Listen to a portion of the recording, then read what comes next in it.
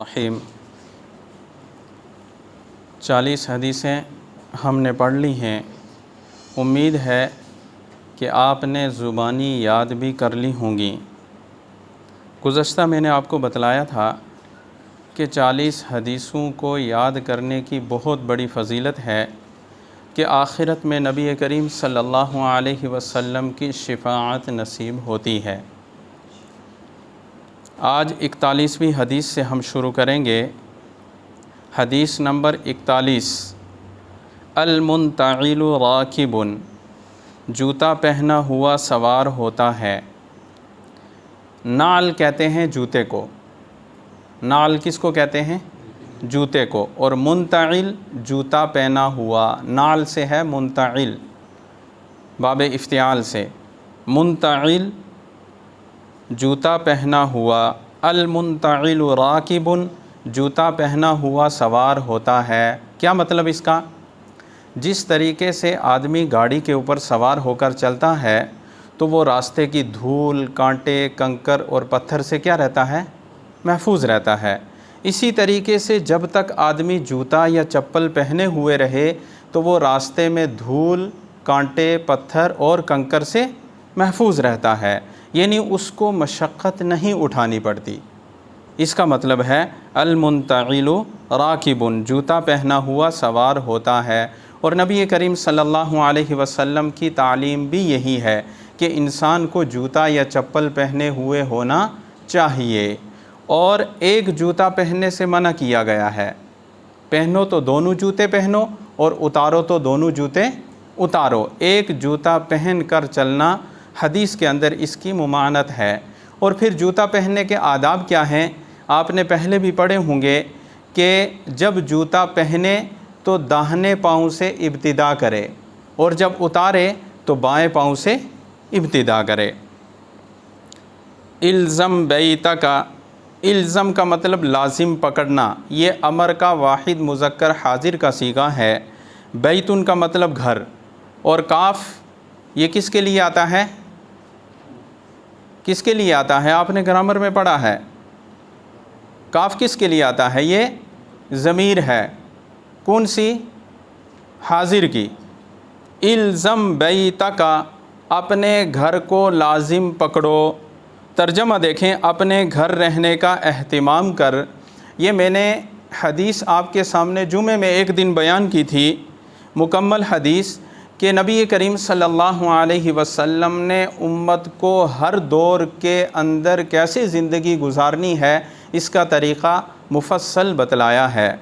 تو نبی کریم صلی اللہ علیہ وسلم کی تعلیم فتنوں کے متعلق یہ ہے کہ جب باہر فتنے رونما ہو جائیں، اور اتنی کثرت کے ساتھ فتنے رونما ہو جائیں، تقع فتنا کقطع اللیل المظلم، حدیث کے الفاظ ہیں کہ ایسے فتنے رونما ہوں گے جیسے اندھیری رات ہوتی ہے۔ اندھیری رات کے اندر آدمی کو راستے چلنے میں بڑی مشکل اور دشواری پیش آتی ہے۔ اسی طریقے سے ایسے فتنے ہوں گے کہ حق مشتبہ ہو جائے گا، کون سی جماعت حق پر ہے اور کون سی جماعت ناحق ہے۔ جب یہ پہچان مشکل ہو جائے تو اس وقت نبی کریم صلی اللہ علیہ وسلم کی تعلیم یہ ہے، الزم بیتک، اپنے گھر رہنے کا اہتمام کرو۔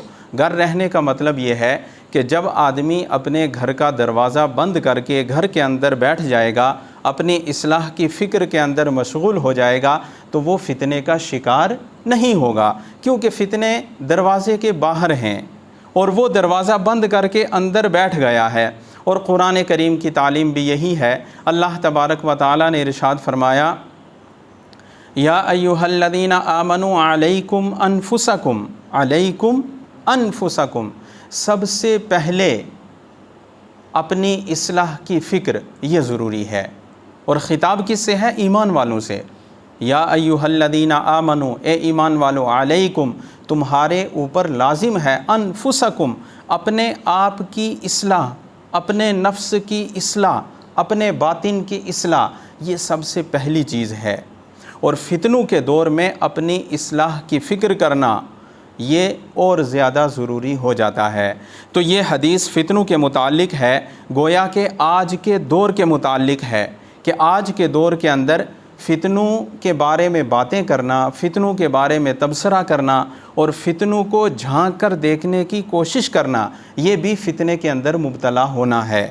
تو نبی کریم صلی اللہ علیہ وسلم کی بہترین اور پیاری تعلیم یہ ہے کہ اپنے گھر رہنے کا اہتمام کر۔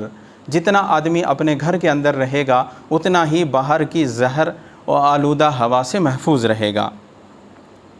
الایمان یمان، حضرت عقبہ بن عامر رضی اللہ تعالیٰ عنہ ایک صحابی ہیں، انہوں نے ایک موقع کے اوپر نبی کریم صلی اللہ علیہ وسلم سے دریافت فرمایا، من نجات، یا رسول اللہ نجات کس میں ہے؟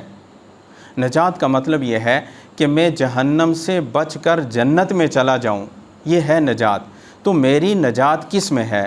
نبی کریم صلی اللہ علیہ وسلم نے ارشاد فرمایا،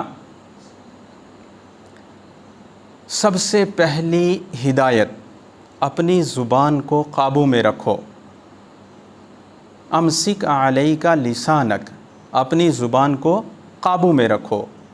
اور دوسری ہدایت، ولیسعک بیتک، اپنے گھر رہنے کا اہتمام کرو۔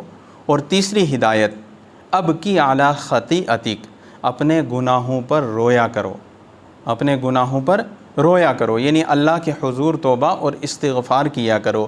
یہ حدیث بھی فتنوں کے متعلق ہے۔ الایمان یمان، ایمان تو یمن والوں کا ہے۔ اس حدیث کے متعلق محدثین نے دو باتیں تحریر کی ہیں۔ پہلی بات تو یہ ہے کہ یمن والوں سے مراد یہاں کیا ہے؟ تو نبی کریم صلی اللہ علیہ وسلم جب مکہ سے ہجرت کر کے مدینہ منورہ تشریف لے گئے تو مدینہ منورہ کے اندر انصار تھے جنہوں نے مہاجرین کی مدد کی، اور ایسی مدد کی کہ دنیا کی کوئی تاریخ اور کوئی مذہب ایسی مدد کی مثال پیش نہیں کر سکتا۔ تو نبی کریم صلی اللہ علیہ وسلم کو انہوں نے سر آنکھوں پر بٹھایا اور آپ کی تعلیمات کو دل و جان سے تسلیم کیا۔ تو انصار یہ اصلاً یمنی ہیں، یعنی یمن کے رہنے والے تھے۔ مدینہ کے اندر جو انصار تھے یہ اصلاً کیا تھے؟ یمنی تھے۔ یمن ایک جگہ کا نام ہے جس کو آج کل ایجپٹ کہتے ہیں۔ پہلے یمن یہ مصر کے ساتھ تھا، شام، مصر، یمن یہ ایک ہی تھا، اب علیحدہ ہو چکا ہے۔ تو مطلب یہ ہے کہ جب انصار نے آپ صلی اللہ علیہ وسلم کا بڑھ چڑھ کر استقبال کیا اور آپ کی تعلیمات کو گلے سے لگایا اور آپ کی نہ صرف مدد کی بلکہ آپ پر جان نچھاور کرنے کا وعدہ کیا، تو اصل ایمان کس کا ہوا؟ یمن والوں کا، یعنی مدینہ والوں کا۔ مدینہ والے اصلاً یہ کیا تھے؟ یمن کے رہنے والے تھے۔ تو اصل ایمان کس کا ہوا؟ مدینہ والوں کا، کہ انہوں نے ان کے اوپر محنت نہیں کرنی پڑی، انہوں نے بہت نرمی اور آسانی کے ساتھ ایمان کو گلے لگا لیا اور نبی کریم صلی اللہ علیہ وسلم کو اللہ کا نبی تسلیم کر لیا۔ تو اصل ایمان کس کا ہوا؟ یمن والوں کا۔ اور دوسرا مطلب یہ ہے کہ ہم اس سے ظاہری معنی مراد لیں۔ ظاہری معنی کا مطلب یہ ہے کہ یمن سے یمن والے لوگ ہی مراد لیں۔ تو پھر مطلب کیا ہوگا کہ اصل ایمان یمن کے رہنے والے لوگوں کا ہے۔ اس کا مطلب یہ ہوا کہ یمن کے مقابلے میں طائف کا علاقہ ہو گیا، یا یہود و نصارہ ہو گئے، یہ روس اور فاران کا علاقہ ہو گیا، یا اس کے علاوہ یہ مشرق کا علاقہ ہو گیا، تو ان لوگوں کے مقابلے میں یمن والے انتہائی نرم دل تھے، ایمان کو جلدی تسلیم کرنے والے تھے، نبی کریم صلی اللہ علیہ وسلم کی تعلیمات کو قبول کرنے والے تھے۔ تو اصل کون ہوئے؟ یمن کے رہنے والے۔ غور کرنے کی بات اور نقطہ یہ ہے کہ یہ حدیث اس دور کے یمن کے رہنے والے لوگوں کے متعلق ہے، آج کے رہنے والوں کے متعلق نہیں ہے، کہ اس دور میں جو یمن کے لوگ تھے جنہوں نے آپ صلی اللہ علیہ وسلم کی تعلیمات کو گلے لگایا وہ اصل تھے، یعنی اصل ایمان ان کا تھا۔ اور اللہ تبارک و تعالیٰ نے قرآن کریم کے اندر ارشاد فرمایا، آمنو کما آمن الناس، کہ جیسے صحابہ ایمان لائے، نبی کریم صلی اللہ علیہ وسلم کے دور میں جیسے لوگ ایمان لائے ایسا ایمان لاؤ۔ گویا کہ صحابہ کا ایمان ہمارے لیے کیا ہے؟ معیار ہے، ہمارے لیے معیار ہے۔ الایمان یمان، ایمان تو یمن والوں کا ہے۔ ایک تیسرا مطلب بھی محدثین نے بیان کیا ہے، وہ یہ کہ مکہ اور مدینہ اگر شام کی طرف نسبت کی جائے تو یہ یمن کی جانب پڑتے ہیں۔ یہ کس جانب پڑتے ہیں؟ یمنی جانب۔ تو اس سے مراد ہے مکہ اور مدینے کے لوگ۔ تو پھر مطلب یہ ہوگا کہ اصل ایمان مکہ اور مدینے کے لوگوں کا ہے، یعنی صحابہ کا ہے۔ الایمان یمان، ایمان تو یمن والوں کا ہے۔ ارفع ازارک، اپنا ازار ٹخنے سے اوپر رکھو۔ ازار پاجامہ، تہ بند، لنگی، پینٹ یا ٹروزر، جو بھی آپ پہنتے ہیں اس کو ٹخنے سے اوپر رکھنے کا حکم ہے، بلکہ احادیث کے اندر اس کی سخت تاکید آئی ہے، اور فتویٰ آج کل کے دور میں اس پر ہے کہ ٹخنے سے اوپر پاجامہ، پینٹ، ٹروزر، لنگی، تہبند کو رکھنا واجب ہے۔ پہلے کیا تھا؟ مسنون تھا، لیکن احادیث کے اندر اس قدر اس کی تاکید آئی ہے کہ اتنی تاکید یہ واجب پر ہی آتی ہے، تو اب کیا ہے؟ واجب ہے۔ اور ہماری عادت عام طور پر یہ ہے کہ جب نماز کا وقت ہوتا ہے تو ہم پینٹ کو اوپر چڑھا لیتے ہیں، اور جب نماز ہو جاتی ہے تو باہر جا کر پھر اس کو نیچے کر دیتے ہیں۔ یہ عمل حدیث کے خلاف ہے۔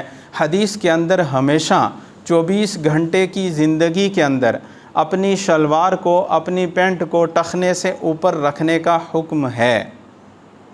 نبی کریم صلی اللہ علیہ وسلم نے ارشاد فرمایا، ما اسفل من الکعبین من الازار فی النار، کہ جو حصہ ٹخنوں کا یہ پاجامے کے اندر چھپا ہوا ہوگا وہ جہنم کے اندر جائے گا۔ کتنی سخت وعید ہے۔ تو اس وعید سے یہ بات ثابت ہوتی ہے کہ ٹخنے سے اوپر پاجامہ اور پینٹ رکھنا یہ واجب اور ضروری ہے۔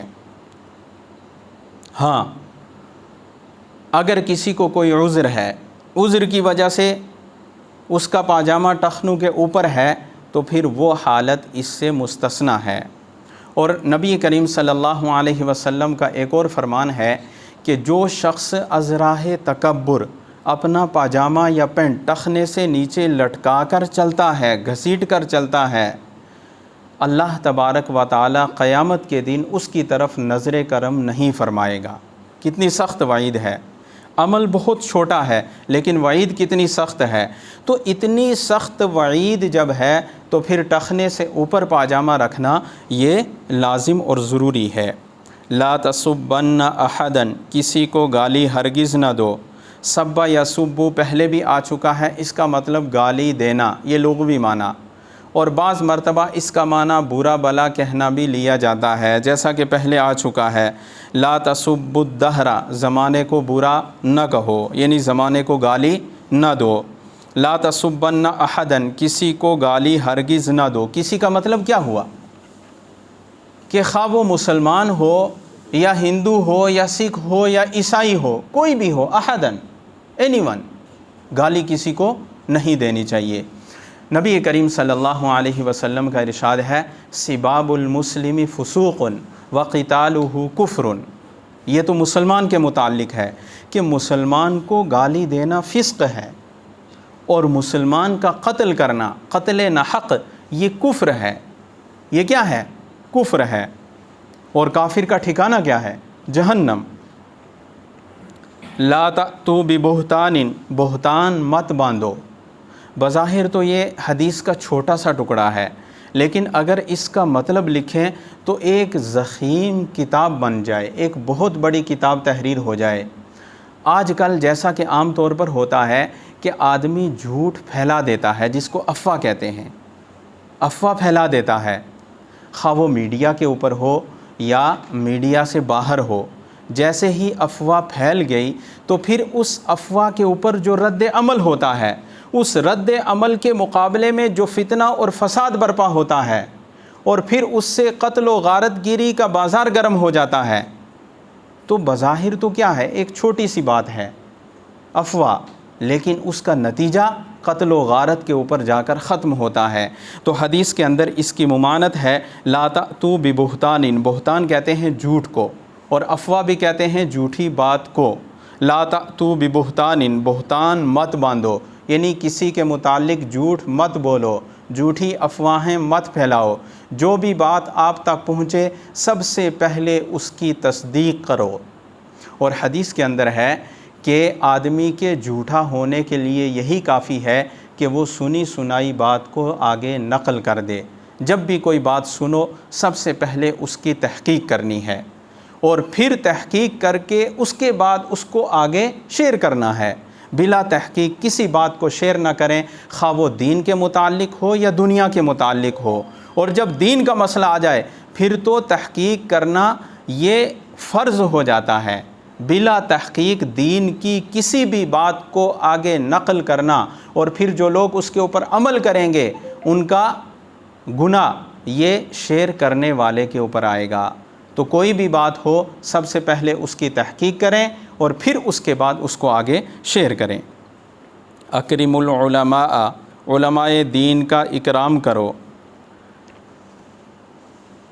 جو قوتیں اسلام کے خلاف کام کر رہی ہیں، باطل قوتیں، اور جو اسلام دشمن طاقتیں اسلام کے خلاف کام کر رہی ہیں، آج کل ان کا ایجنڈا یہ ہے کہ عوام سے علماء کا رابطہ ختم کر دیا جائے، عوام سے علماء کا تعلق ختم کر دیا جائے، کیونکہ علماء یہ انبیاء کے وارث ہیں، اور انبیاء کا جو مشن ہے وہی مشن علماء کا ہے، اور علماء اپنی اس ذمہ داری کو اور اس فرض منصبی کو سمجھتے ہوئے عوام کے اندر دینی بیداری اور دینی تعلق سے دین کو پھیلانے کا کام کر رہے ہیں۔ اور اسلام دشمن طاقتیں یہ چاہتی ہیں کہ جب تک علماء ہیں اور جب تک یہ دینی بیداری کا کام کر رہے ہیں اس وقت تک ہم عوام کے اوپر مسلط نہیں ہو سکتے۔ تو عوام پر تسلط حاصل کرنے کے لیے سب سے پہلا حربہ، بہت سارے حربے اپنا رہے ہیں، پہلا حربہ ان کا یہ ہے کہ عوام کا علماء سے رابطہ ختم کر دیا جائے، اور اس کے لیے وہ میدان کے اندر اتر کر کام کر رہے ہیں، اور وہ اپنے چال کے اندر، اپنے حربے کے اندر ہماری ناعلمی کی وجہ سے، ہماری کم فہمی کی وجہ سے اور ہمارے علم نہ ہونے کی وجہ سے کامیاب بھی ہو رہے ہیں۔ تو نبی کریم صلی اللہ علیہ وسلم کی جو تعلیم اور ہدایت ہے وہ یہ ہے کہ علماء کا اکرام کرو۔ گویا کہ جب علماء یہ آپ کو دین کی بات بتلائیں گے، دینی بیداری کی بات بتلائیں گے اور دین کی طرف راغب کرنے کی کوشش کریں گے، اور اسلام دشمن طاقتیں یہ چاہیں گی کہ عوام کا ان سے رابطہ ختم کر دیا جائے اور عوام کے دلوں میں ان کے لیے نفرت ڈال دی جائے، عوام کے دلوں میں ان کے لیے بغض اور عداوت ڈال دی جائے، تو یہ حالات آئیں گے۔ تو ان حالات کے متعلق نبی کریم صلی اللہ علیہ وسلم کی تعلیم یہ ہے کہ علماء کا اکرام کرو، اس وجہ سے کہ العلماء وارث الانبیاء، یہ انبیاء کے وارث ہوتے ہیں، اور انبیاء نے وراثت کے اندر کوئی مال اور دولت نہیں چھوڑا ہے، کوئی پراپرٹی نہیں چھوڑی ہے، بلکہ کیا چھوڑا ہے؟ علم۔ فمن اخذہ اخذ حظا وافر، تو جس نے علم حاصل کیا گویا کہ اس نے انبیاء کی میراث میں سے بہت بڑا حصہ پا لیا۔ اور اللہ تبارک و تعالیٰ نے قرآن کریم کے اندر ارشاد فرمایا انما یخشی اللہ من عبادہ العلماء، کہ سب سے زیادہ خشیت الہی کس کو نصیب ہوتی ہے؟ علماء کو، یعنی اللہ سے ڈرنے والے سب سے زیادہ علماء ہیں۔ اور اس کی وجہ کیا ہے؟ اس کی وجہ یہ ہے کہ علماء کے پاس علم ہوتا ہے، اور وہ علم اللہ تبارک و تعالیٰ کی معرفت اور پہچان کرواتا ہے، اور جب اللہ کی معرفت نصیب ہو جاتی ہے تو پھر انسان تقوی کی دولت سے مالا مال ہو جاتا ہے۔ اور قرآن کریم کے اندر اللہ تبارک و تعالیٰ نے دوسرے موقع کے اوپر ارشاد فرمایا قل هل يستوي الذين يعلمون والذين لا يعلمون، کہ جاننے والا اور نہ جاننے والا دونوں برابر نہیں ہو سکتے. یعنی عالم، جاننے والا یعنی عالم، عالم کہتے ہیں، علم کہتے ہیں جاننا، اور عالم کہتے ہیں جاننے والے کو. تو جاننے والا اور غیر عالم یعنی نہ جاننے والا دونوں برابر نہیں ہو سکتے، یعنی عالم اور غیر عالم دونوں برابر نہیں ہو سکتے. تو علماء کا کیا کرنا چاہیے؟ اکرام کرنا چاہیے، احترام کرنا چاہیے. اکریم الشعر، بال کی خبر گیری کرو. بدن کے جو بال ہیں، جب ان بالوں کو کاٹو تو کاٹ کر ان کو کسی پاک جگہ دفن کر دو یا کسی پاک جگہ پھینک دو جہاں کسی کے پاؤں نہ پڑیں. ان کو جا بجا راستے کے اندر پھینکنا یا گندی نالیوں کے اندر بہانا یہ درست نہیں ہے. ایک مطلب یہ ہے، اور دوسرا مطلب یہ ہے بالوں کی خبر گیری کرنے کا کہ نبی کریم صلی اللہ علیہ وسلم نے جیسے بال رکھے ہیں ویسے بال آدمی رکھے. اپنے آدمی کے بال بکھرے ہوئے اور پراگندہ نہیں ہونے چاہیے. کیوں؟ اس لیے کہ پاکی اور صفائی یہ آدھا ایمان ہے. الطہارۃ شطر الایمان، پاکی آدھا ایمان ہے. اور پاک صاف رہنا، اپنے بالوں کو پاک صاف رکھنا، اپنے کپڑوں کو پاک صاف رکھنا، یہ ایمان کا حصہ ہے. تو نبی کریم صلی اللہ علیہ وسلم نے کبھی حلق بھی کروایا ہے اور کبھی آپ صلی اللہ علیہ وسلم نے چھوٹے بال بھی رکھے ہیں جمعہ، اور کبھی آپ صلی اللہ علیہ وسلم نے بڑے بال بھی رکھے ہیں وفرا. ٹھیک ہے، تو جیسا آپ صلی اللہ علیہ وسلم کی تعلیم ہے ویسے بال رکھنا، یہ حدیث کے اندر اس کی تاکید آئی ہے اور اس کا اہتمام کرنا چاہیے. اکریم الشعر، بال کی خبر گیری کرو. الاعمال بالنیات، اعمال کا دار و مدار نیتوں پر ہے. یہ حدیث پہلے آ چکی ہے کہ اعمال کی قبولیت کا دار و مدار کس پر ہے؟ نیت پر ہے. جیسی نیت ہوگی ویسے اعمال اللہ تبارک و تعالیٰ کے یہاں مقبول ہوں گے. یسروا ولا تعسروا، نرمی کرو سختی مت کرو. یعنی ہر شعبے کے اندر نبی کریم صلی اللہ علیہ وسلم کی تعلیم یہ ہے کہ نرمی کرو. بات کرو تو نرمی کے ساتھ بات کرو، کوئی کام کرو تو نرمی کے ساتھ کرو، اور لوگوں کے لیے آسانیاں پیدا کرو، دشواریاں نہ پیدا کرو. یسروا، نرمی کرو، ولا تعسروا، سختی مت کرو. اب یہ احادیث کے چھوٹے چھوٹے ٹکڑے ہیں. عام طور پر اگر آپ کو ان کا مطلب نہ بھی یاد ہو تو بھی آپ زبانی اس کو یاد کر لیں. ان کو زبانی یاد کرنا یہ بھی نفع سے خالی نہیں ہے. اگر مطلب یاد نہیں رہتا تو زبانی اور ترجمے کے ساتھ آپ ان کو یاد کر لیں. آگے جا کر یہ روزمرہ کی زندگی کے اندر ہمیں کام دیں گی. اللہ تبارک و تعالی سنت کی پابندی کرنے کی توفیق عطا فرمائے. آمین. وآخر دعوانا الحمد للہ رب العالمین.